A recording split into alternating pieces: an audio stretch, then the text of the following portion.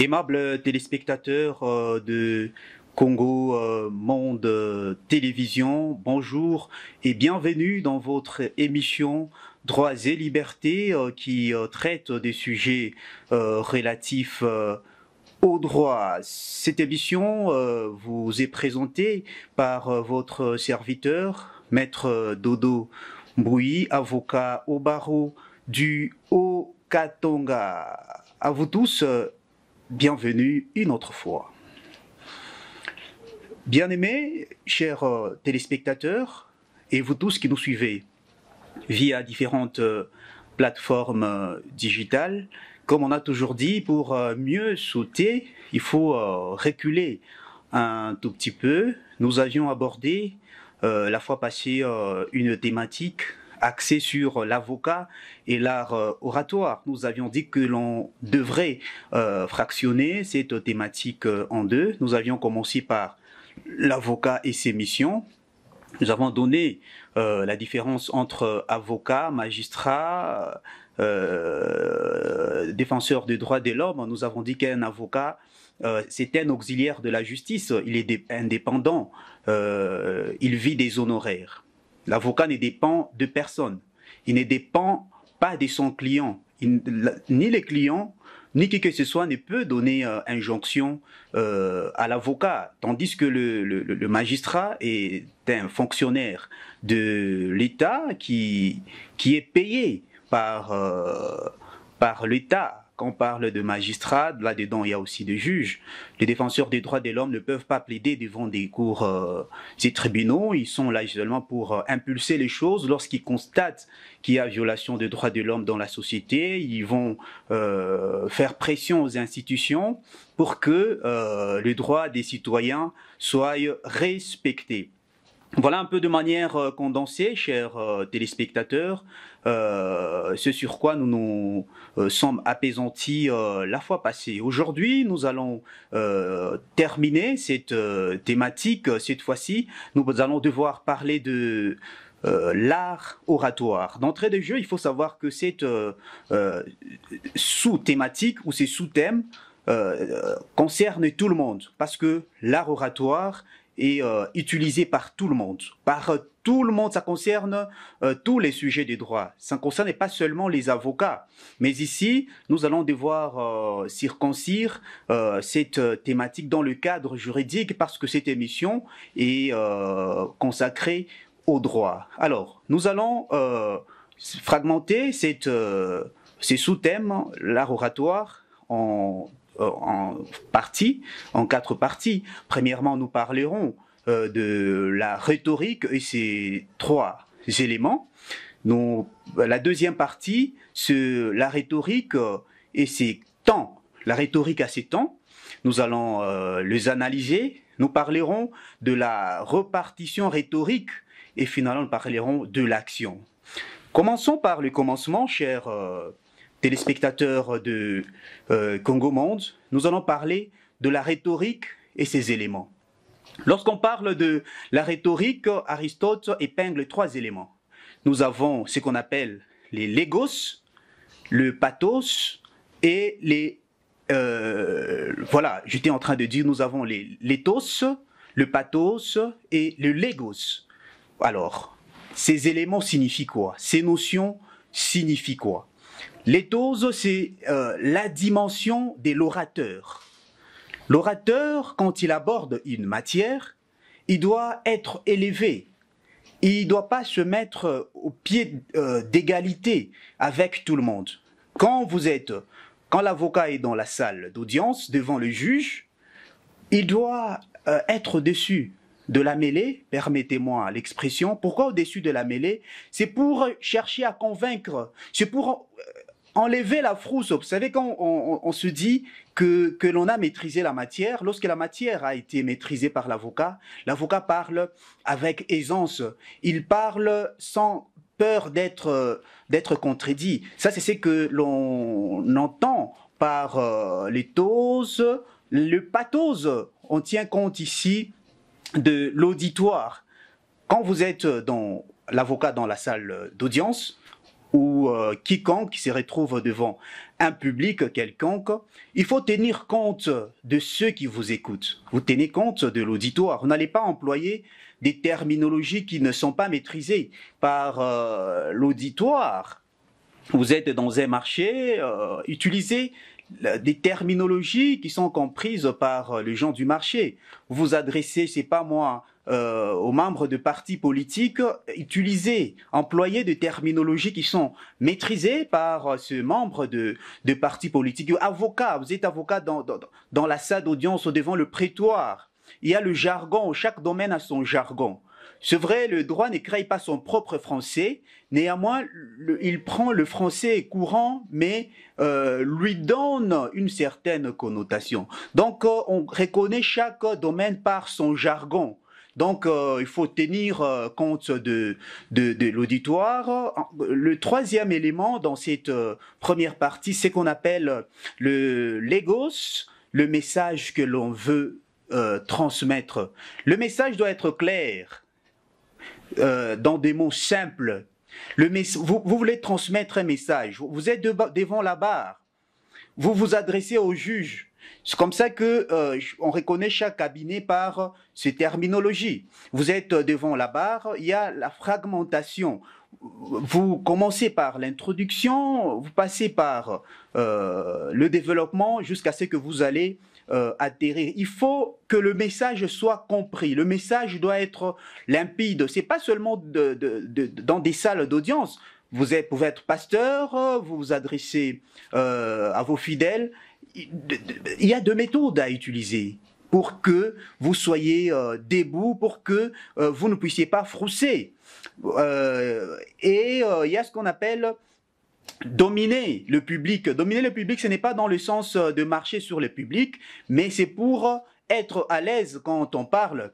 Il y a toujours ce qu'on appelle le triangle. Il faut faire de sorte que le public, que vous soyez au-dessus du public. Vous faites le triangle, vous regardez tout le coin de l'auditoire. Vous avez la transcendance dans l'auditoire. Vous allez vous rendre compte que même quand vous parlez et qu'il y a une fausseté qui est glissée, vous n'allez pas vous en faire. Vous devez vous dire que après Dieu au ciel se voue sur la terre. Après Dieu au ciel se voue, et à part vous qui parlez, personne d'autre ne maîtrise ce dont vous parlez.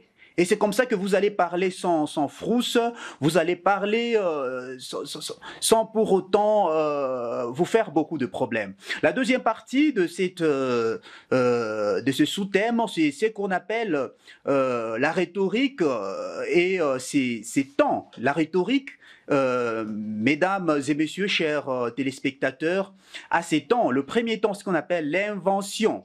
Ici, quand on parle de l'invention, on fait allusion au mot utilisé. Un avocat ne doit pas sécher. Il doit avoir beaucoup de mots dans sa bouche. Il doit en avoir autant, ce qu'on appelle des mots synonymes. Quand, par exemple, on veut dire « viens » et que le mot « vient » disparaît, on ne peut pas sécher. Il faut remplacer ces mots-là par un mot synonyme. On peut dire « arrive », on peut dire « amène-toi », on peut dire ici. Donc, on doit avoir beaucoup de mots dans la bouche, de sorte que l'on ne puisse pas sécher. Donc, il faut... c'est ce qu'on appelle dans la rhétorique l'invention. À l'exception de l'invention, c'est ce qu'on appelle la disposition. Ici, on fait allusion à l'agencement des idées. Comment vous agencez vos idées lorsque vous parlez devant le prétoire, devant le juge. C'est comme ça qu'on nous a toujours conseillé, quand on suivait des formations, qu'il faut préparer les audiences. Les audiences doivent être préparées minutieusement. Quand les dossiers entrent au cabinet, les dossiers doivent être étudiés avec tous les sérieux du monde. Vous, les avocats, les cabinets composés d'autant d'avocats, vous réunissez, vous travaillez les dossiers. Vous faites ce qu'on appelle assimilation. Vous pouvez même vous contredire, mais finalement, vous allez aboutir à un même point d'idée et vous allez vous rendre compte que quand vous allez vous retrouver devant la barre, vous parlez avec toute aisance. On reconnaît les avocats, les bons avocats, par leur formateur. Vous voyez un peu, c'est comme ça que le cabinet prenne les noms. Chez le PFK, par exemple, quand on est en train de plaider, on a déjà préparé les conclusions. on fait les rétroactes. On commence toujours par les rétroactes. Donc, on explique ce qui s'est passé avant même de saisir la juridiction. Après les rétroactes, on passe par ce qu'on appelle le fait en la cause. Vous relatez le fait. Que s'est-il passé? Vous relatez au juge le fait. Les juges doivent vous suivre. L'auditoire doit vous suivre. Si vous êtes dans un autre milieu, vous devez être... Vous narrez le fait comme il se doit, de sorte que si c'est dans la salle d'audience, vous êtes avocat devant les juges, le juge... Qui sont là, vous suivent avec attention soutenue. Après, vous passez par ce qu'on appelle le droit en la cause. Là, vous prenez des dispositions légales, vous vous basez sur la loi, vous expliquez. Parce que tout juriste moyen doit se baser sur la loi. Avant de dire quoi que ce soit, il doit se référer à la loi. Il doit dire qu'est dit la loi. Avant de dire quoi que ce soit, il doit contrôler, il doit se baser sur, il doit feuilleter. C'est comme ça qu'il est conseillé aux avocats. Je le répète encore, comme nous a toujours dit monsieur le bâtonnier Jean-Paul Kitenge, un avocat qui ne fait pas de recherche, il est appelé à disparaître. Nous la dièse sine linea. Les latinistes disent doctus cum libro. Un savant avec des livres, chaque jour il faut lire, comme je le dis, chaque jour qui passe nous rapproche à une nouvelle connaissance. Et finalement, on va disposer, on dispose. Et vous allez vous rendre compte que tout le monde sera attentif. Et quand vous parlez à une voix quand même autoritaire, vous devez emballer l'auditoire, vous devez attirer les juges qui sont en train de vous suivre. Et non pas vous parler, vous avocats, les juges sont en train de somnoler. C'est que quelque part, il faut vous remettre en question. Certes, nous savons qu'il y a de ces juges-là qui dorment aussi, qui font exprès, ils dorment pendant que les avocats sont en train de plaider. Mais il faut amener les juges à ne pas dormir. Des fois, c'est nous, les avocats, qui poussons aux juges de dormir par notre façon de faire les choses, par notre façon de plaider. Un avocat doit plaider avec vivacité, il doit plaider avec beaucoup d'enthousiasme. Un autre élément, c'est ce qu'on appelle l'élocution. Chers téléspectateurs, nous avons été inspirés par des avocats avant de venir dans la profession. Il y a des avocats, quand ils plaident, ils vous donnent l'envie à devenir avocat. Ce n'est pas la publicité des avocats, je suis en train de parler ici, mais chaque avocat a son modèle ou ses modèles. C'est comme par exemple quand vous suivez Maître Chikou Luila Dipadianzambi, le candidat bâtonnier, quand il plaide, il est parmi ceux qui m'ont donné le goût de devenir avocat. Vous sentez qu'il emballe tout le monde. Même les juges le suivent avec attention soutenue. Même si vous êtes au fond de la salle, vous suivez. Et quand il commence à plaider, même ceux qui sont dehors entrent. Voyez un peu. C'est par exemple le bâtonnier de l'ordre Jean-Paul Kitenge. Vous l'avez suivi dans le procès Moutamba. Il a donné le goût à beaucoup de jeunes gens à aller faire le droit par sa pertinence, son intelligence. C'est comme ça qu'un avocat il doit être éloquent. C'est comme le professeur des universités, Pierre-Félix Kandolo Nfuku, quand il plaide, c'est un cours de droit qu'il donne. Tout le monde vient suivre. Tout le monde, y compris le magistrat. Il donne un cours. Et on prend les stylos pour écrire. C'est parmi les grands qui nous ont inspirés à devenir aujourd'hui avocats.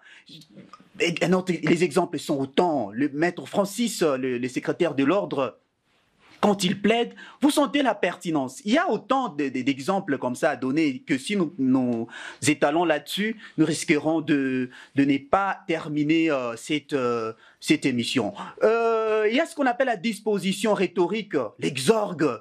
L'exorgue, c'est l'introduction du discours. Quand vous introduisez là, parce que l'introduction présage ce qui suit. Si vous introduisez mal, sachez que même la suite ne sera pas bonne. Mais quand vous introduisez bien, même la suite sera bonne. Comme c'est que tout dépend de l'introduction. L'introduction donne l'idée sur ce qui va suivre. Alors, l'exorgue, quand par exemple, fait allusion à l'introduction. La narration, c'est la partie où l'orateur raconte le fait. Vous narrez le fait, vous expliquez de quoi s'agit-il. Vous êtes avocat. Vous expliquez de manière limpide, comme je l'ai dit. Vous êtes pasteur. On doit vous sentir. Qu'est-ce que vous voulez dire? Vous narrez quoi? Il faut narrer le fait.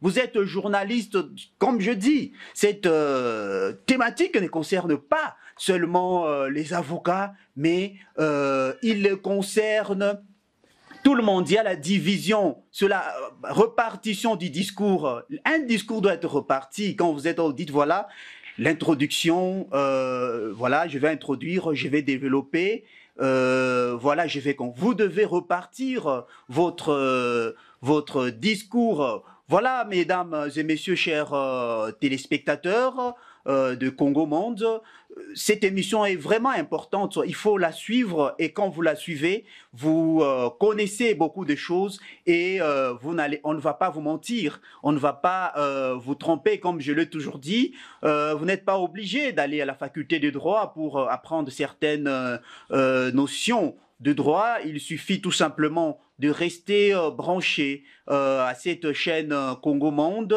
TV pour vous mettre à niveau dans cette émission droit, j'ai liberté. Alors, chers tous, avant de terminer, il y a ce qu'on appelle les styles. Il y a des styles à utiliser. Il y a des styles. Il y a ce qu'on appelle les styles moyens, les styles bas, les styles moyens et les styles élevés. Je ne vais pas entrer dans le détail de toutes ces choses parce que nous courons derrière les temps. Finalement, il y a l'action. C'est la manière d'incarner les discours avant de prononcer les mots. Il faut, comme ça que chez les journalistes, on parle de la mise en bouche. Donc, la manière d'incarner les discours. Vous devez préparer votre discours. Vous devez préparer votre plaidoirie comme... J'étais en train de le dire, donc la vitesse doit être contrôlée. La vitesse doit être contrôlée. Là où il faut faire silence, vous faites silence. Comme ça que nous avons étudié à l'école, je crois, primaire, secondaire, les signes de ponctuation, les signes auxiliaires. Voilà un peu, chers tous, chers téléspectateurs des Congo Monde, la matière est vaste. Ici, chez nous, au Congo Monde, l'heure c'est l'heure, nous devons respecter l'heure, mais pouvez vous manifester s'il y a des questions à poser, parce que cette émission est aussi suivie via plusieurs plateformes. Vous pouvez vous manifester, vous pouvez nous écrire, vous pouvez poser des questions si vous en avez pour votre édification. Voilà un peu, chers tous, chers téléspectateurs de Congo Monde. Cette émission a été produite par Congo Monde. Merci à l'équipe technique qui m'a accompagné. Maître Dodomboui, avocat près la cour d'appel du Haut-Katanga, c'est moi les présentateurs. Au revoir.